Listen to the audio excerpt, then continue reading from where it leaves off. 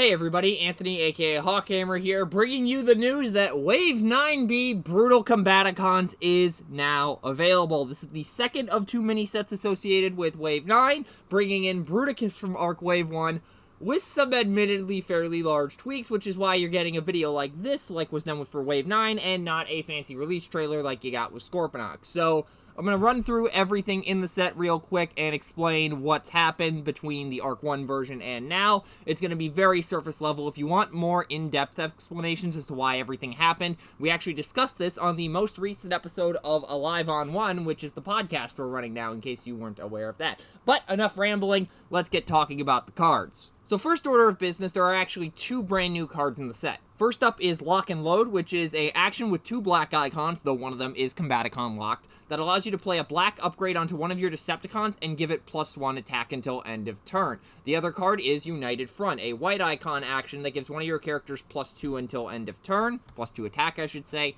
as well as healing 2 damage if you gave that to a combiner. Moving on to the cards that are being brought in from Arc Wave 1, Combaticon Enigma remains the same, nothing there.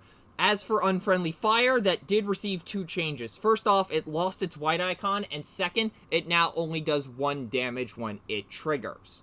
So moving on to the characters, there are actually two things that more or less apply to all of them. First off, they are all now Decepticons, so no mercenary text with them anymore. And second, all of them, except Bruticus, have received some sort of stat line tweak. I'm not going to go into every single tweak because of the fact that that would convolute this video a little too much, so if you want to learn more about what got shifted around, head over and check out the Alive on 1 episode I mentioned earlier. But going down the line in terms of what's changed by alphabetical order, starting with Blastoff, his only change was now he only does 1 damage to a ranged enemy when you flip to bot mode.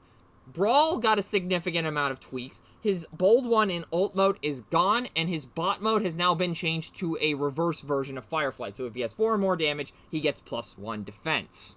For Onslaught, his ult mode still gives bold 1 and tough 1 to Combaticons, but only while they're upgraded with a black upgrade, and worth noting, that ability does apply to himself now, and his bot mode has been reworked entirely to just prevent enemies from using Plan.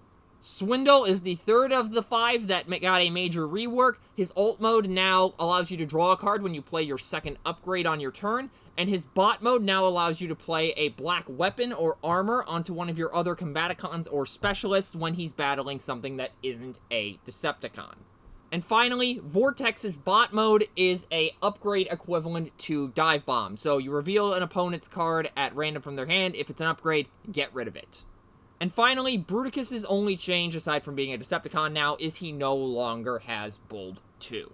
And that's everything in Wave 9B. One quick note before I go, though, Third Party Brigade is not affected by this release. It is not changing because of all the tweaks that have been made to the Bruticus component. So, just making that clear right now. But, Bruticus is now out, so download him and have fun brutalizing whatever your opponent decides to bring to the table.